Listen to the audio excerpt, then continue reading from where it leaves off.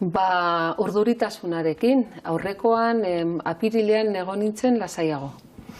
Ez dakit, orain ikusten nuen hurbilago hor bertan zegoela, aukera bat zegoela, eta hasi ginenean jasotzen datu onak eta batez ere Nafarroako erdialdetik eta ikusita bagorantz joaten ginela eta hasi nintzen sinesten eta urduritasuna eta gero poza handia. Astelehenean deitu zidan goizean eta berak ere bere poza partekatzen eta benetan komentatu zidan egon zela jarraitzen Euskal Telebistako kateetan eta gero ordubiak arte egon zela ikusten herri ze nolako emaitzak eta esaten zian ama, baina izan da izugarria herri guztietan eta altsasun, borobia, orduan oso pozik.